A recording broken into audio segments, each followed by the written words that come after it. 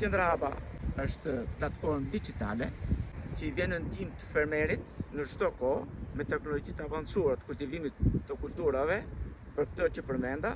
Gjithashtu, përveç meje, janë ekspert të fushës së bletorisë, të perimeve të fushës, të perimeve të serës, të vreshtave, të udhëhishtave dhe agrumeve, si dhe bletaria.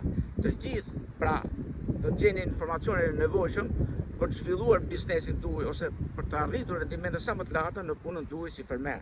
Prandaj ne ju bëjmë thirrje që pranë kësaj platforme do t'i gjeni këto në kohë reale dhe janë krejtësisht falas, prandaj themi që të bëni pjesë e ABA-s dhe të regjistroni në këtë platformë digjitale. Demonstrimi në radhës, teknologjia e kultivimit të shërës dhe kryesisht do flasim për përgatitjen e tokës deri në procesin e mbjelljes. Tërshëra bën pjesë në grupin e të lashtave dhe është një ndër kulturat kryesore me drejtimin kryesor foragjer. Por megjithatë, tërshëra kanë gjetur përdorim shumë të lartë edhe tek njerëzit. Megjithatë, në sot qëllimi jonë kryesor është që të flasim për përdorimet e saj si kulturë foragjere. Dhe duke qenë se zëvendin kryesor në grupin e kultura foragjere, ajo mund të përdoret si kokër, pra si koncentrat, mund të përdoret si hasëlle, pra marinjom, mund të konsumohet deri nga bletoria ose me kositje, mund të përdoret dhe shfrytëzohet për parë të thatë, dhe ajo që arrit vlerët më shumë të shërës është se ajo mund të përdoret e bashkëshoqëruar me kultura të tjera pishtajore për prodhimin e silazhit pranveror. Pra, duke pasur repertoritje shumë të shpejt, ajo ka gjetë përdorim, pra siç thash, shumë të lartë edhe si hasëlle. Dhe duke ardhur në ndihmë fermerëve të bletorisë në kohë pike kur ato kanë mungesa me bazën ushqimore, tërshëra mund të shfrytëzohet shumë mirë duke konsumuar ato të njom, sidomos tek të injtat, duke konsumuar ato të njom, ose duke direkt me kullotje, ose duke kositur dhe duke ja dërguar në stall. Prodhimi i kokër kryesisht përdoret dhe gjen përdorim tek kuajt, tek kafshë në rritje dhe tek pularia. Dhe shquhet për vlerët e saj të larta, sidomos në proteinë dhe yndyrë. Pra, siç e thash edhe në fillim, sot kemi qëllimin që të flasim për pjesën e teknologjisë nga përgatitja e tokës deri në mbjellje. Pra, siç shikojmë, ne jemi në fazën e përgatitjes së tokës. Dhe përgatitja e tokës dhe mbjellja, koha e mbjelljes varet kryesisht nga qëllimi i përdorimit. Tham pra që ai mund të përdoret për koncentrat ose kokër, mund të përdoret si hasëlle, mund të përdoret si bar i thatë dhe si përzierje faragjere. Nisur nga këto, edhe afatet e mbjelljes, pra këtu do të përqendrohen tek ky diapazon i shfrytëzimit të kësaj kulture. Atëherë, në përgatitjen e tokës kuptohet që puna kryesore është plugimi bazë. Dhe duhet të mundohemi, kjo varet për kohën, pra ne rekomandojmë që të jetë 2-3 javë përpara mbjelljes, por kjo varet edhe nga faktorët e ndryshëm të ambientit si dhe parabimat.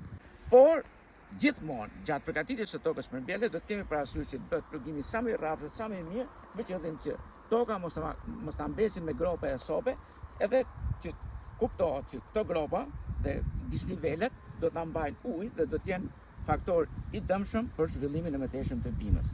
Pra, ne duke punuar në kohë, duke punuar me cilësi, ne bëjmë që bima të rritet sa më mirë dhe prodhimi të jetë sa më i lartë. Pra, jemi në momentin që ka filluar përgatitja e tokës dhe gjatë përgatitjes së tokës do të kemi parasysh edhe plerimin bazë. Në plerimin bazë tek tërshëra kryesisht përdorim superfosfatin ose DAP-in.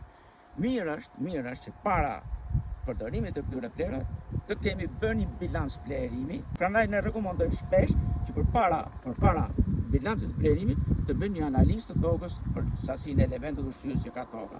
Megjithatë, tërshëra nuk është aq kërkuese për sa i përket elementeve ushqyes. Duke pasur një sistem rënjor shumë fuqishëm, ajo shfrytëzon shumë mirë lëndët ushqyese që ka toka, prandaj që edhe ne rezervohemi në sasinë e plerës që do t'i japim. Por ajo që ka rëndësi, raportet e superfosfatit që përdoren sot me azotin që të përdoret gjatë variacionit, janë raporte sa më të drejta, bile të dominojë superfosfati sepse tërshëra është një kulturë që mund të pësojë rrëzim. Dhe duke rregulluar këtë raporte ne bëjmë që kultura të jetë sa më e qëndrueshme ndaj rrëzimit. Atëherë ne rekomandojmë pra që në rastet kur përdoret për kokër, kur kemi qëllimin prodhimin e kokrës ose koncentrat, të përdoren 3 deri në 4 kontat për hektar superfosfat. Dhe ky shpërndahet në shtresa. Gjysma e sasisë rekomandojmë që të jetë përpara plugimit, kurse pjesa tjetër në përgatitjen e tokës dhe gjatë mbjelljes. Kur përdoret si asfalt, norma reduktohet, pra sasia e fosfatit është më reduktuar sepse këto kur përdoret si asfalt, rrisim deri diku më pak më shumë normat e asfaltit se sa fosfatit. Përgatitja e tokës për mbjellje.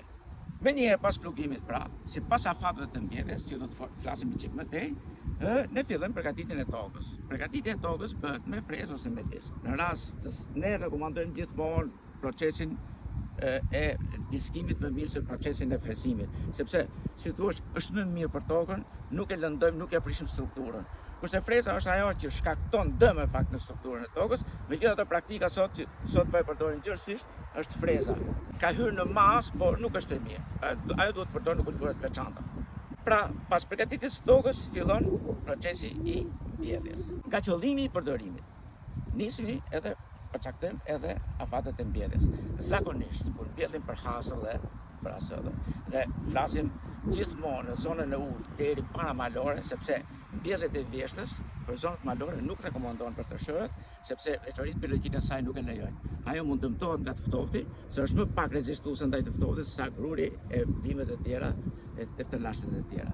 Prandaj që sot që flasim, mbjellja për asfalt bëhet në zonën e ulët dhe deri zonën paramalore.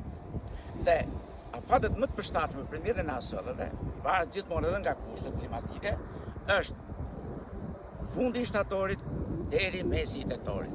Pra jemi në afatet më optimale për mbjelljen e kësaj kulture për asfalteve.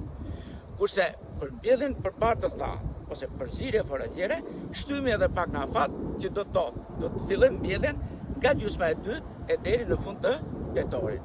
Kurse për kokër, akoma edhe më tej, fundi i tetorit, fillimi i nëndorit, janë afatet më optimale të kësaj kulture për të marrë edhe rendimentet e planifikuara. Është del me përfitim në krahasim me kulturat e tjera, sepse baza materiale që përdoret në këtë kulturë, pra si vlerimi bazë, vlerimi plotësues, janë më të reduktuara se sa kulturat e tjera, sepse është një kulturë që shfrytëzon shumë mirë lëndën ushqyese që ka toka. Dhe këto janë dy tregues të kostos që e bëjnë të mund të ulen. Ana tjetër, pra përsëri, është, sidomos kur përdoret si asfalt. Ana tjetër, një përfitim tjetër është sepse duke shfrytzuar tokën, duke e përdorur pra me kositi ose me ngrënie, ne nuk lejmë parishtet të këqija në tokë.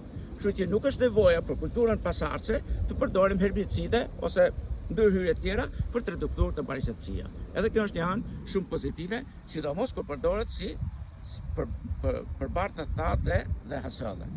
Atëherë si thënë pra, bari thatë dhe bashkëshoqërimi mbyllen pak më vonë se sa hasëllat. Dhe kryesisht të shëra bashkëshoqërohet me kultura bishtajore, të cilët ja rrisin shumë vlerat, sepse siç dim bishtajorët janë të pasur me proteina, kurse të shërat ose graminorët përgjithësi me karbohidrate, kombinimi këtyre dy rrisin vlerat e larta, i rrisin cilësinë e jashtëmasë të forazhit.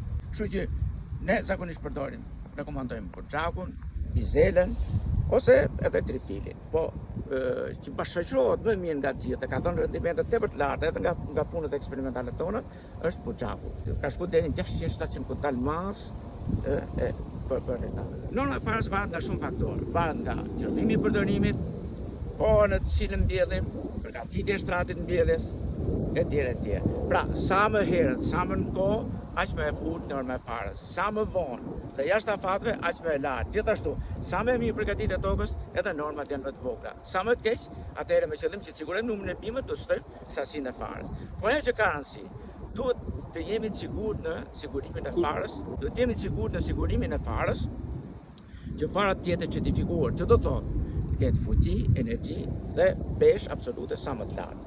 Në rast se kemi një farë cilësore dhe të mirë, edhe norma e farës kuptohet që do të jetë më reduktuar sepse nuk kemi ato dështimin gjatë mbirjes. Ne prandaj rekomandojmë që farën të merret në tregtar të sigurt dhe fara të jetë e certifikuar. Është më e lartë se sa kur përdoret për barë të thatë dhe prodhim kokën. Sepse ne kërkojmë tek hasëllat, kërkojmë një numër bimësh i çik më të lartë se sa kur është për prodhim kokën, me qëllim që bima të jetë sa më e brish, sa më vlera, sa më të larta. Kështu që ne rekomandojmë për hasëlle, pra gjithmonë, kur kemi në kushte optimale, 140 deri 150 kg për hektar, ose 14 deri 15 kg për dulym farë. Kurse kur jemi për barë të thatë dhe për prodhimin kokër, normat e farës është më reduktuar. Është rreth 120 deri në 130 kg për hektar ose 12 deri 13 kg për dulym. Kjo sepse tërshëra ka aftësi shumë të larta vllazëruese dhe në rast se ç'është fillim kur përdor për bartë thatë dhe për prodhimin kokër përdorim norma të larta fare, atëherë është rreziku i rrëzimit, sepse do të rritet shumë e brisht dhe është rreziku i rrëzimit të kulturës. Pra, kurse kur përdoret pasaj e bashkëqëruar, përdoret një formulë tjetër. Në bashkëqërim, zakonisht ne rekomandojmë që pjesa e bimës graminore, siç është tërshëra në rastin tonë, të zejë 40% të normës për mbyllet si kulturë vetme, kurse pjesa tjetër 60% e normës është nga kultura bishtajore. Pra, me një shembull të thjeshtë, në rast se për shembull do të bëjmë një përzierje të tërshërës me buxhakun. Në rast se norma e vetme e buxhakut është 120 kg për hektar, i shtëm një 10% saj norme që shkojt rreth 130. 60% e kësaj i bike 70 deri 80 cile kg për hektar do të jetë farë buxhakut. Kurse tek tërshëra, në rast se për shembull kemi 150 normën e farës, si asë dhe si bime vetme, i shtëm një 10% shkoj 165.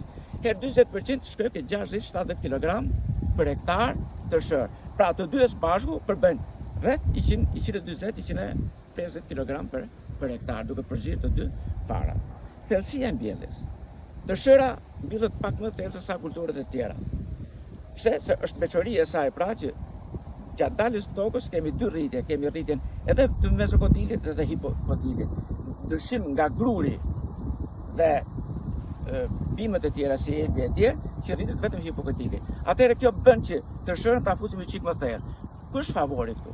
Favori është që qofse edhe nuk e kemi kushtet në sipërfaqe të lagështirës optimale, tërshëra duke mbjellë çik më thellë e fusim në kontakt me lagështirën dhe është vështirë që të dështojmë në mbirje. Një proces tjetër pastaj direkt pas mbjelljes është edhe marrja e masës së kullimit. Pra, me qenë kultura dimrore, megjithatë tërshëra është bima që duron më mirë nga gjithë lagështirën, por prapë nuk është që ta mbyllim ose ta na përmbytet nga ujë. Atëherë, më një herë pra, pas mbjelljes bëhet hapje e vive kulluese, që kryesisht hapen me plug apo spish. Ne na ndihni në rubrikat e ardhshme në kultura të ndryshme.